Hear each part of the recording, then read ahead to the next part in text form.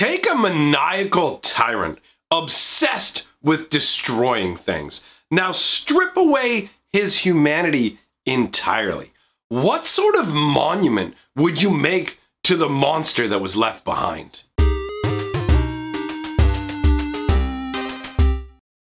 Greetings, owners of fine luxury cardboard rectangles. We are here today to talk about a brand new spoiler card, a cord of wood, a brand new spoiler card from Theros Beyond Death. Now, instead of starting out with the card, because some videos will start out right away with the card, and other videos we will lead up to the card, we're going to go the other route. I'm going to give you the background, and then we will lead into the spoiler card.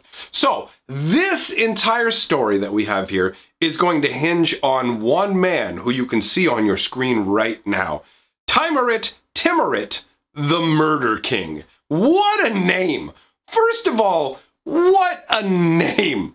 Good Lord, I am the Murder King. That is pretty intense.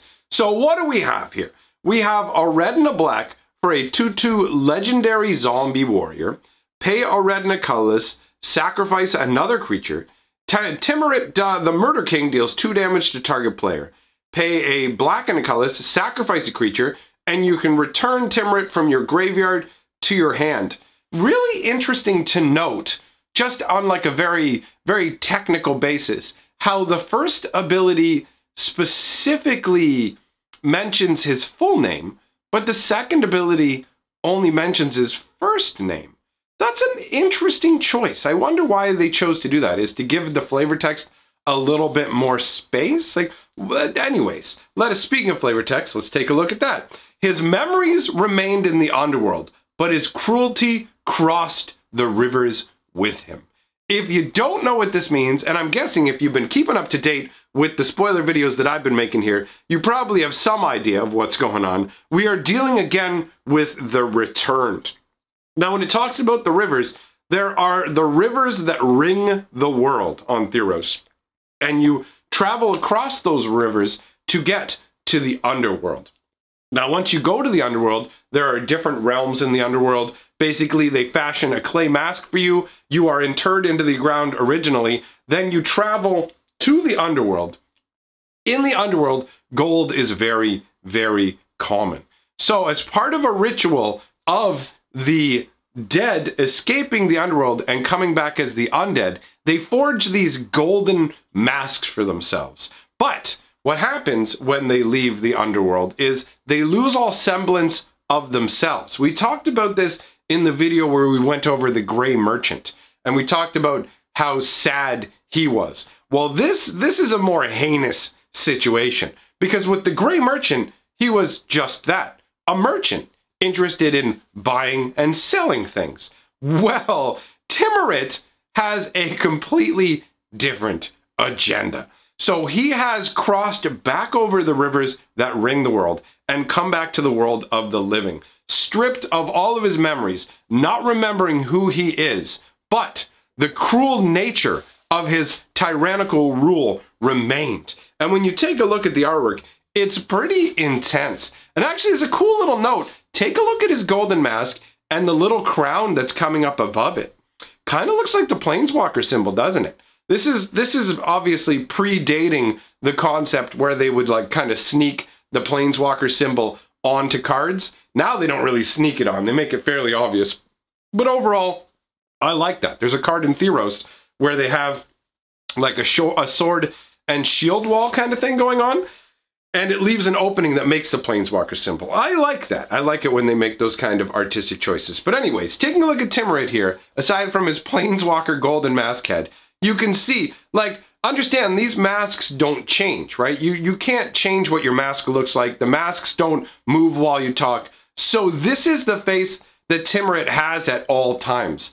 A face that looks angry, rage-filled, just bellowing out, war, destruction! And you can see in his hand, he has a beheaded human head there. He's holding it up by the hair. He's got his blade thrust forward. It looks like he's screaming a battle cry, but he's not. He's not screaming a battle cry. That's just the way his face is always locked.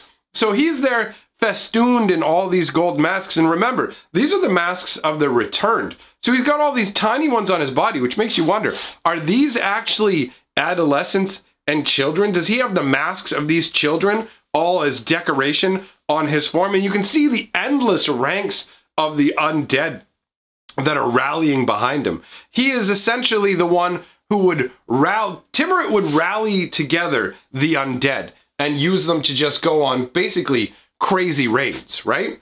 He's basically the de facto leader of Odenos, and Odenos is the polis that's inhabited by the more violent returned who escaped the clutches of the underworld.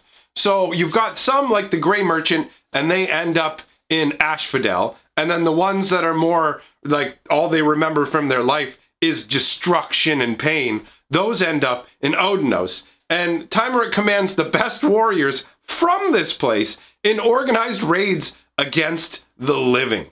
He does it under the cover of night. So out of nowhere, Tymaret, I still don't know how to pronounce his name, shows up with his squad of crack undead warriors. And you can see from his second ability there that there's nothing you can do. You can't stop him from coming back, right? Like, I mean, he's returned, but even on the normal plane, if you manage to hack him to bits, he's going to come back.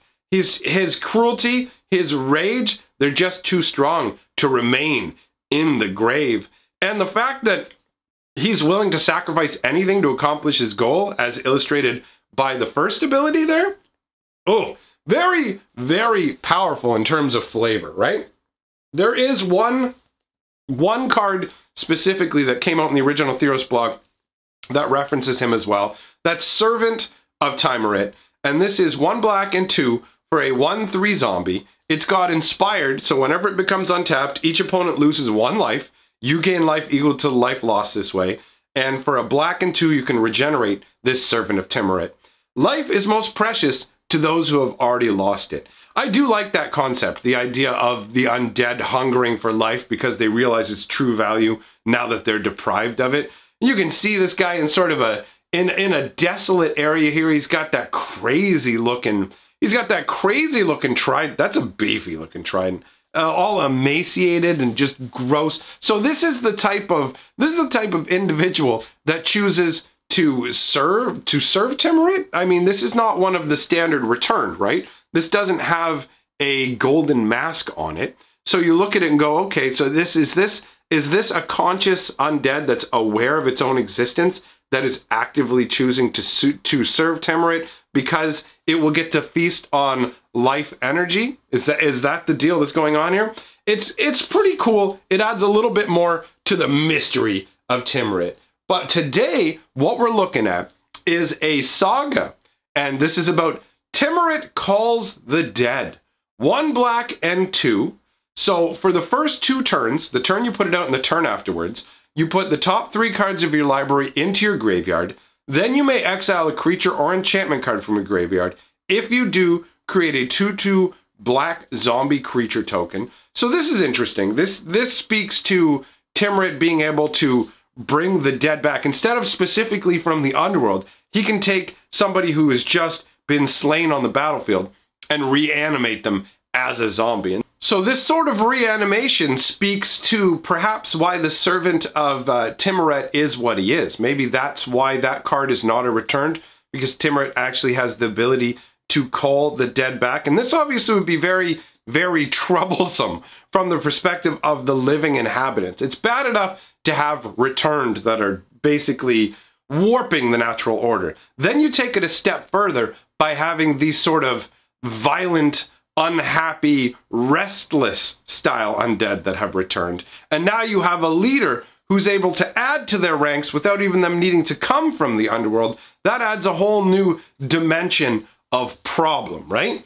So this ability to be able to bring zombies back is pretty cool. It makes perfect sense from the perspective of a black enchantment as well. I mean, being able to make zombies out of creatures in your graveyard is a very time-tested sort of thing. But where it differs and where it's surprisingly interesting is that you can exile an enchantment from your graveyard. So this means that Tymaret can actually basically harness the power of God stuff and corrupt and pervert that into an undead being. He can take the living essence or the just destroyed essence of the gods and convert it into another undead warrior. That's pretty epic. And from a mechanical perspective, it's also interesting because black doesn't normally get to interact with enchantments very much.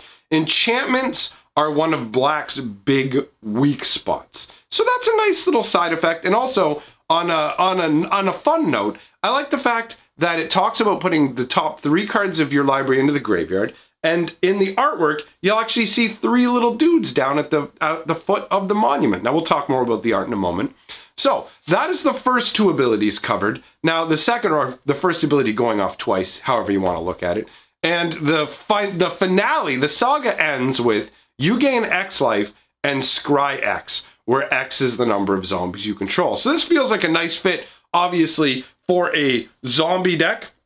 The whole gaining X life and scrying X based on the number of zombies is interesting because basically it speaks to the fact that Tymaret seems like he has the ability to absorb the living or even undead essence out of creatures, right? I mean, he could turn a destroyed zombie back into another zombie. He can turn enchantments into zombies. He's able to come back from the grave himself. So obviously he's able to feed on different variations of life energy and gain magical knowledge from it as well, apparently, based on this concept. So this is supposed to represent Tymaret just calling waves and waves of the undead. Now, I don't know if this is going to feature as part of some sort of story, like if we're actually going to get to see this in the Magic storyline, or if this is just going to be an interesting, curious moment. The artwork is definitely very, very interesting because, I mean, you have this, you can see that this statue is in a city somewhere, right? There's some kind of, you can see buildings in the background. Is this the realm that he rules over? Is that where this has been set up? Or is this, like, is this statue set up specifically in Odinos? Or, did I call it Ordinos before? Anyways, is it set up in Odinos? Or is it set up somewhere else, basically, where the undead have overrun and taken over and erected this statue to Tymaret? That's who this is supposed to represent. As far as I understand, this is supposed to be Tymaret. If you look at the face in the mask kind of region, it does have the same kind of feel. The being here is clearly wielding the same kind of blade.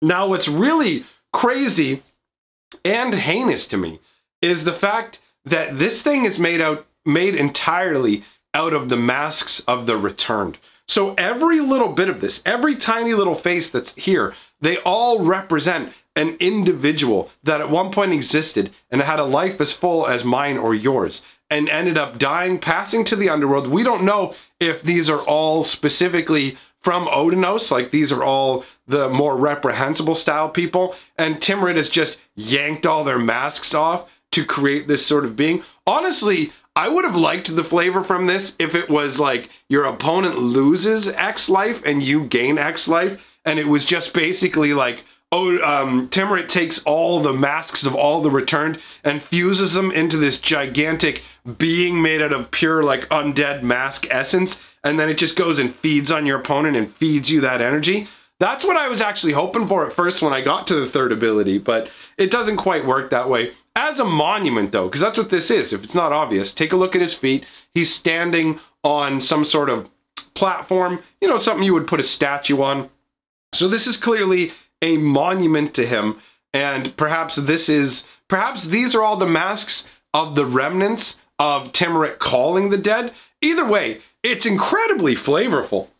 I can't 100% say for certain what the story is that's going on here, but overall, I absolutely love the flavor of this card, and it doesn't seem too shabby at all. I mean, for 3 mana, if you get to make 2 zombies, basically 3 mana to make 2/2/2 zombies, and then you would gain 2 life and scry 2 on the turn afterwards as well.